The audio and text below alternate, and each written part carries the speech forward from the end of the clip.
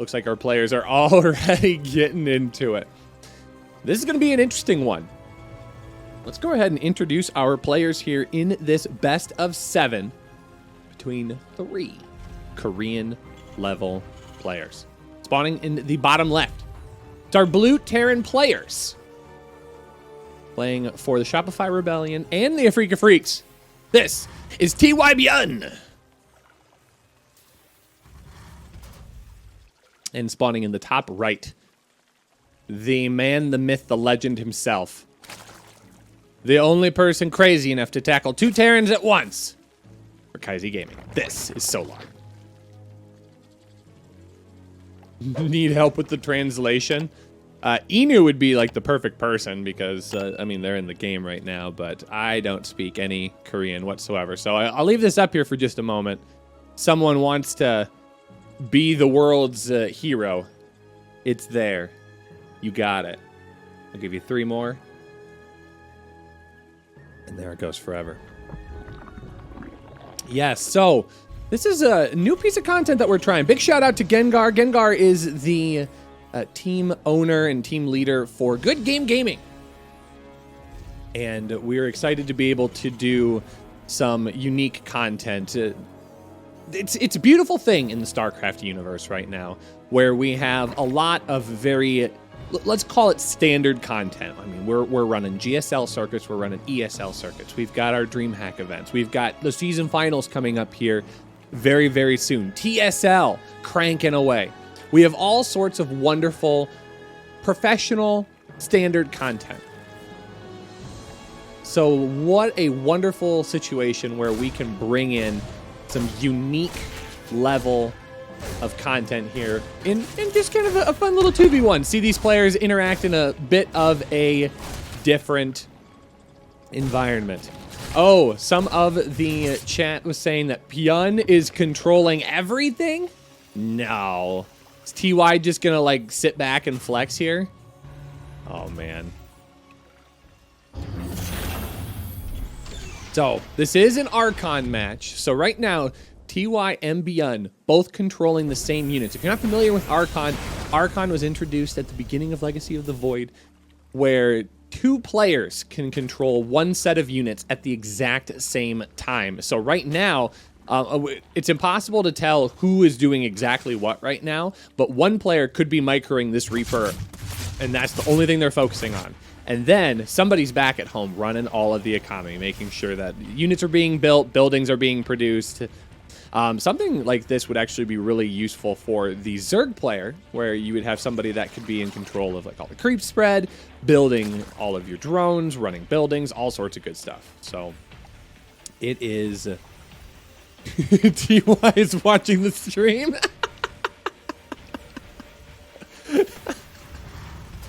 Oh no, what a flex. Oh, well, I mean, they're allowed to play it the way they want to if that ends up being the case.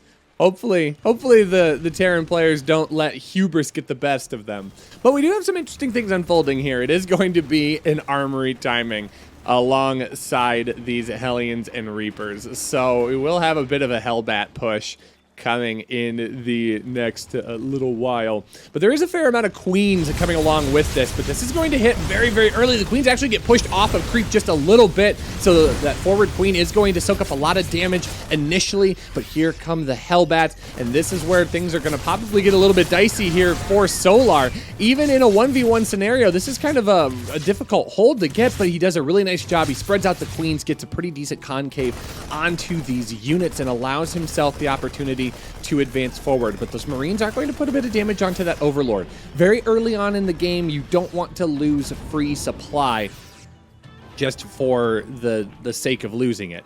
Seems like TY and BYUN are going to boost on up into the main base with a couple of those Hellbats. That's going to put a lot of pressure onto these drones, but look at that, already getting that Spore Crawler off to the right-hand side. But this is where the main concern is going to lie still at this point. Zerglings are in fresh supply, so that's not going to be too major of an issue. But ultimately, I mean, this is still a kind of a scary position. This is not an army that you can just sit back and ignore. Solar's not going to be able to just drone on up. He's got to keep his drone count relatively low so that he has enough units to deal with this. But adding Banelings into the mix will be helpful. Some great transfuses keeping these Overlords alive.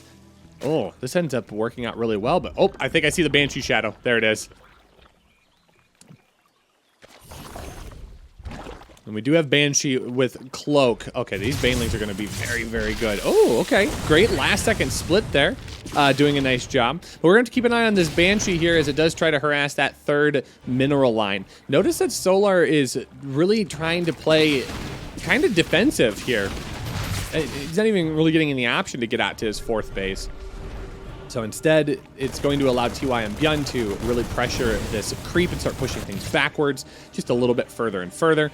Back at home, though, I mean, we do have the third base on the production tab here. It's just about to finish up. It looks like a Spire is going to be coming down here for Solar, but 7 workers so far off the head. How did those Zerglings get past all of those Hellbats? That's crazy. Was that a wall? That kind of looked like a wall. Kind of looked like there was maybe going to be a slip through there, but not going to be the case. Fourth base was going to be trying to be taken by Solar, but not going to make it at this point. This is where that added level of micro is going to start coming into play, especially for TY and BYUN, where these units are just going to be able to stay out on the map forever. I mean, these are constantly being monitored and utilized to their fullest effect, and that's where the Archon match is going to become very difficult for Solar. But Solar not letting that get him down. We've got 9 mutas on the way. Banelings are being brought in bigger supply as well. Of course, the mutas are going to be rather effective against the Hellbats, but it's the Marines that will be the scary force once again. I mean, this is a sizable little army here. The supplies are almost dead even.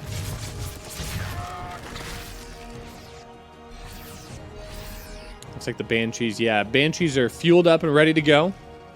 Oh, but I think those mutas are going to be almost perfect interceptions. Oh, are they going to do anything? No, they're just going to cloak. That works out really well for TY and BYUN. Solar, though, impeccable defense so far. We're going to have to see how these mutas fare, but plenty of Marines in that mineral line will make things easy. But a great engagement on creep will soak up actually most of those Hellbats. So suddenly, this becomes a very rough situation for our Terran player, who has a little less to play with out on the map. But this is where things will be able to get spicy for our blue Terran players. It will be constant armies being rallied back and forth out across the map. A couple of queens going to get picked off here, but this is going to be scary. I mean, especially if we get to a point where both players come off of macro and focus on microing 2 different armies on opposite sides. I mean, this is hard enough to deal with in a 1v1. So far, Solar doing a nice job utilizing the mobility of that Mutiling Bane to keep himself relevant and on the map as best as possible. He has +1 flyer attack incoming, as well as his 1/1 melee and carapace. So this will continue to work very well against the large Marine force of his opponents.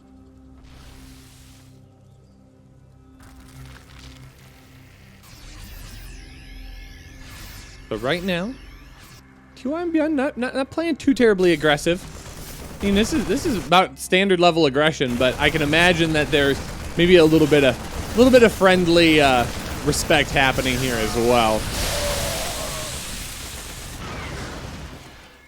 Oh, okay, those mutas just going to ignore that forward base here because there's a wall right in the middle of that. Is there any detection here with this? No, there isn't. So those mutas are just going to get tapped down, but there goes the turret here. It is going to be a big back and forth. It's 30 drones killed off. There just isn't that much here to deal with this army. Suddenly the 4th base gets picked off, but the mutas are going to get a lot of damage done on the opposite side of the map, but without any detection, those mines are going to go relatively unchecked. So 16 workers to 30 of his opponent.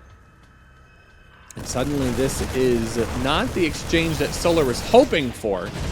might be able to get a little bit of work done, but more than likely, yeah, those are just going to pick up and lift on over. And now all of those banelings are going to have to roll back on in to the opposite side. Here comes in another drop. There's a set of mines there on the south side of what was the 4th base location. Whew. It's just a patient back and forth here for our Terran players. And who's surprised? GG. TY BYUN pick up game number 1. Oh, I'm waiting for these guys to pull something out. Just to pull out like something cheeky and aggressive and something that should just pull Solar apart. That's gonna be the long and short of it, to be honest, is if they want to show a really interesting, unique game, it's going to be something that's just going to be absolutely busted against somebody who is by themselves. Isn't TY in the military? I believe so, yes. But my understanding is that people who are in the military that aren't serving like active service can still play the game, but they're not allowed to compete and like make a salary off of what they're doing. Oh, he's in middle of Jai. Never mind. Sushi's got the correct answer. So it's soon. Soon enough that he can't compete in the upcoming GSL, but not soon enough that he can't participate in this fun event. Thank you. Thank you for clearing that up. And I'll make sure I say that for the VOD as well. TY serving his service in July. I believe that's correct, Bida. That is my understanding. Oh, okay. But you can't play in any show matches. You can't make any money. You can't do any, what maybe we'll call public appearances. That makes sense.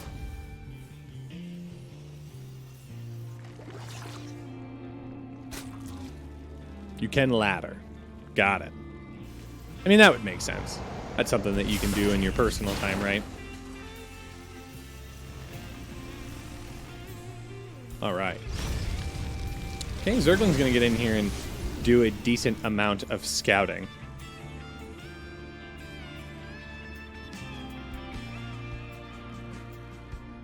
But again, we're not going to see anything that's too insanely weird right out of the gate. I mean, both of these players, well, all 3 of these players, I have to change my language a little bit. Playing rather standard, which is good. I think that's the way they're hardwired. But again, hoping that we will get a chance to see something intensely unique that would only be able to be done in an Archon mode. But we are going to start off with a Liberator. Now, this has got a lot of micro potential. Being able to dodge a Liberator back and forth in and out of mineral lines could be a fun way to play. Now, Overlord is going to be able to come in and spot that there's a tech lab coming down. I don't know if it got a chance to see the Liberator itself. I think it did. Yeah, Spore Crawler's already going to go down into the backside of the mineral line, so that would indicate that we did get visual confirmation on that. Liberator First is a rather, we'll call it an older playstyle. It's not typically done in the meta, although it is still occasionally making an appearance every now and again. Yeah, the micro potential here with this Liberator is very, very good. Rather good defense here against the Hellions as well, splitting up the Queens to push those back and away. The 3rd command center is going to come up in the wall on top of it, but it's not going to be a heavy dedication into more air units outside of medevacs. The micro potential of Marines is just too dang good for Terran. So it will be Stimpack on the way. What's that Liberator doing? 1 kill. The Liberator pilot's like, this is upsetting. There's no way that this is allowed.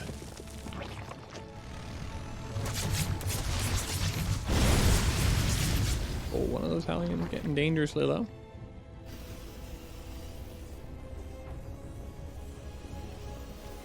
I mean, it's a pretty solid 3-base opener. The 4th base is going to come down for Solar.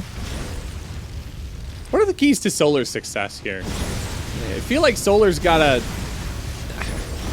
So against 2 people, I mean, unless he can like sprout an extra brain and an extra set of arms to manipulate his armies, and I don't know that he's going to have a whole lot of options here to really get an advantage over his opponent. But I feel as if maybe like mid-game timing attack where he could just overwhelm his opponent, because you really don't want to cheese him, because the cheese potential is just a little bit too weak against somebody who can micro and build economy at the same time.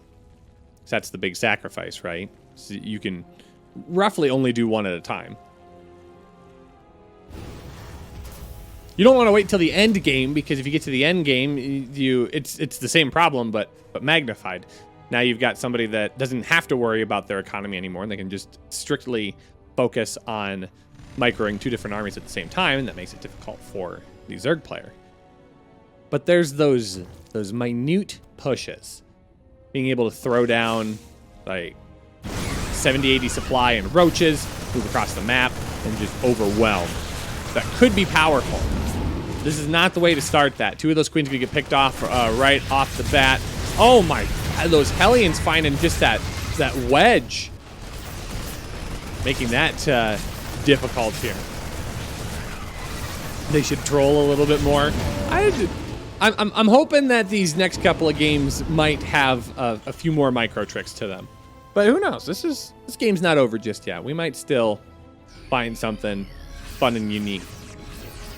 I'm hopeful. I think we're gonna find something good. If anything, you're getting to see just the classic ZVT. You've got everything. Just the essentials. You got pickup micro, you've got medevacs back and forth, you've got harassment. Look at the splits on those mines. It's all coming up BYUN. Oh, that was actually some pretty good stop micro by Solar. Showing his opponents that he's got some tricks too. Now the 3rd base is already down for BYUN. Oh, what do we have up here? Raven. How many kills does this Raven have? 14! The damage has been rather mitigated. But the harassment has been a little oppressive. Meanwhile, I am darting back and forth here. Units kind of swarming all over the map. Look at this. It's just... There's so many. How many medevacs are there separately? There's 1, there's 2, there's 3, there's 4. We'll kind of count this. This is just like an aggressive medevac. Oh, it's just so oppressive. Oh, it's gonna rain down from the heavens.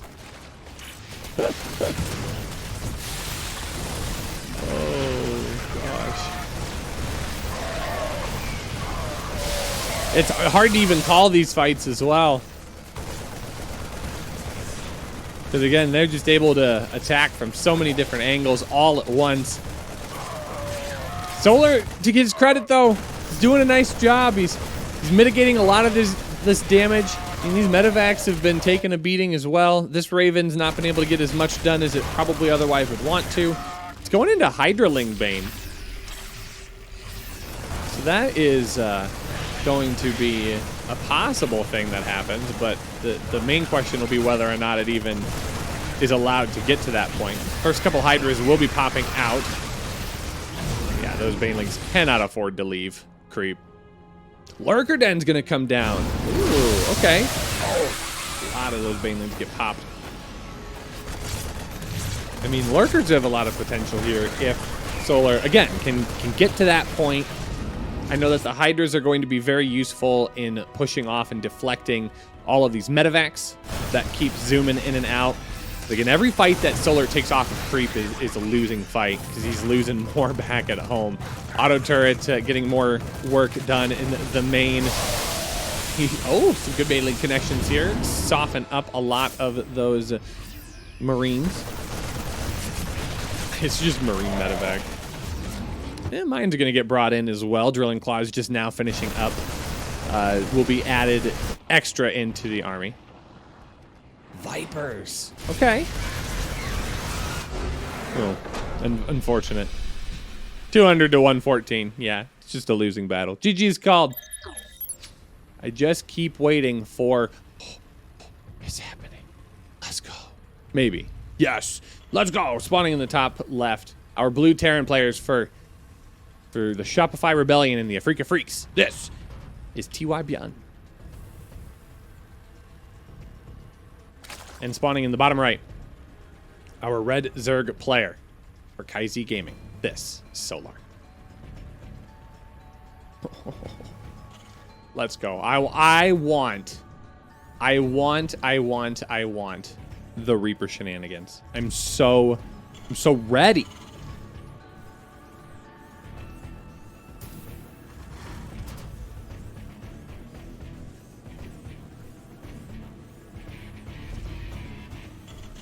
And it's the three racks Reaper proxy. No, Solar. Are you gonna accidentally scout this? I mean, you might. He's on track to get there. Oh, we have asked for the tricks, and now we're gonna get a treat. Solar should be able to spot this, but I mean, what's he gonna be able to do?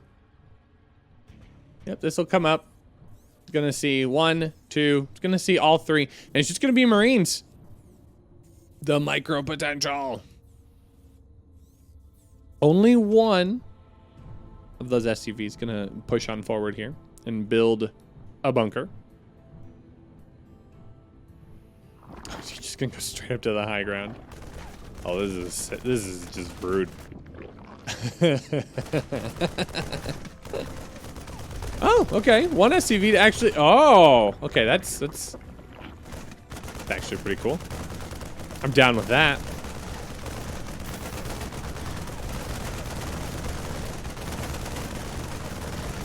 All right, Solar. How do you respond? Solar's gonna throw down a Roach Warren in the back of his main mineral line. This bunker should be allowed to finish. There's really nothing here to stop it. And there's definitely not enough Zerglings to really hold this back. Oh, I mean, this feels like a vast undercommitment. Poor Queen.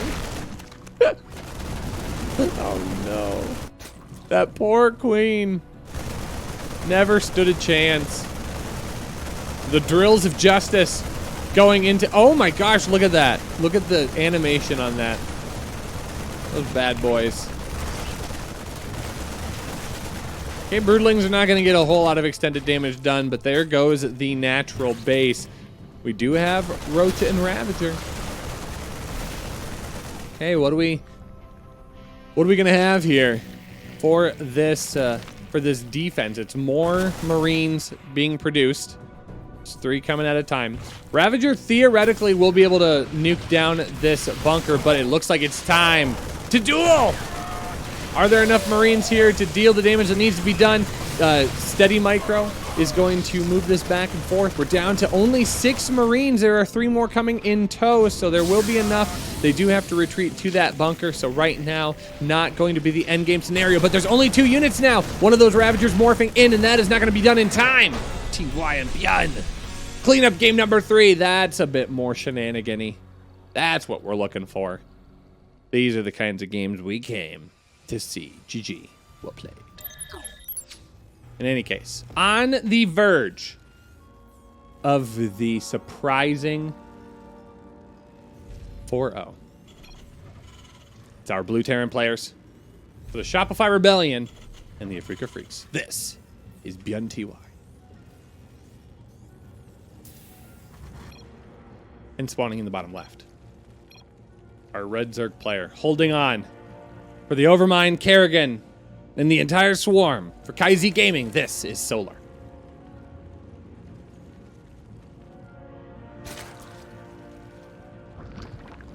Okay, no shenanigans. Oh, well. It's all good. Have you ever been that friend at a party where, like, you go with your friend, but your friend is going to, like, a work party or someplace where you don't know anybody, and then they all start talking about a conversation. Everybody's laughing, having a good time, and you're just, like, there sipping on your drink? This is literally me right now. Like, oh, of course. Oh, Solar, you guy. You. Meanwhile, they're probably just like, look at the nerd over here in the corner. I bet he can't even, like, play all 3 races. Is there a chance for Solar playing against 2 people? Realistically, probably not. But I am an optimist at heart. I think there's always a chance. We speculated in game number 2, like, what the keys to possible success could be, but no, statistically, this is like a 0.1% chance.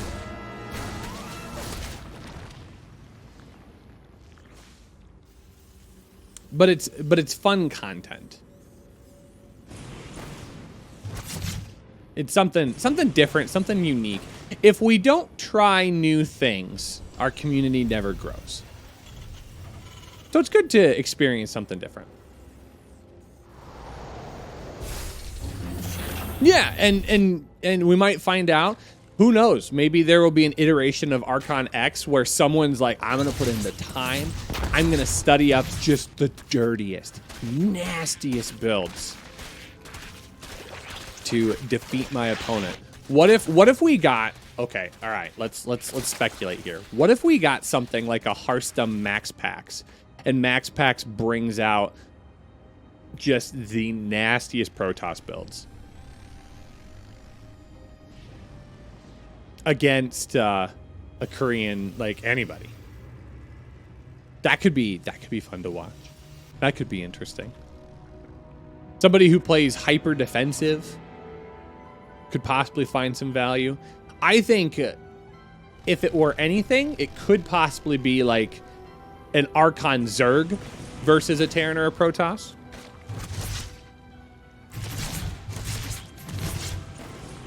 So I don't know, there's lots of possibilities. Lots of fun ways to think about it. Solar asked to play Solar versus Rogue versus BYUN, and Inu said he will prepare it. Wonderful. See, I think that would be fun.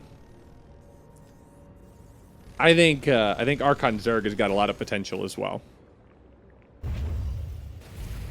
Oh, there was something building here. No longer the case. What do we have? Oh, super standard. I think, oh, that might have been an armory. That might have been an armory, because this looks much like a Hellbat timing. Cyril and Raynor versus Clem. Yeah, I'm telling you, there are possibilities here. You could even go so far. I think that there's potential for off racing. Like this game number. If this happened to go to a game number 5, I'd even suggest, like, what if TY BYUN played Zerg against Solar Zerg? I mean, that could be super fun. There's lots of potential, and this is just Archon X number 1. Guys, if this is something that you would find lots of value in, let us know in the chat. Gengar, the owner of Good Game Gaming, is one of the architects behind today's match. 7 drones, by the way. I imagine that you're not going to be too upset with me right now if I'm not clearly casting every moment, but you should let your voice be heard. We definitely are looking to bring lots of unique content to the StarCraft 2 realm. So big shout out to Gengar for the wonderful idea here. And I'm so grateful for Alpha X being able to help sponsor some of these events. Oh, all these Hellions. All these Hellions.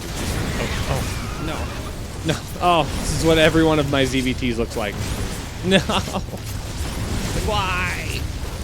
Why? Why must the Zoomy cars be so good? You're just gonna back off. Oh no. What a way to go. TY and BYUN clean up the 4-0 sweep in this best of 7.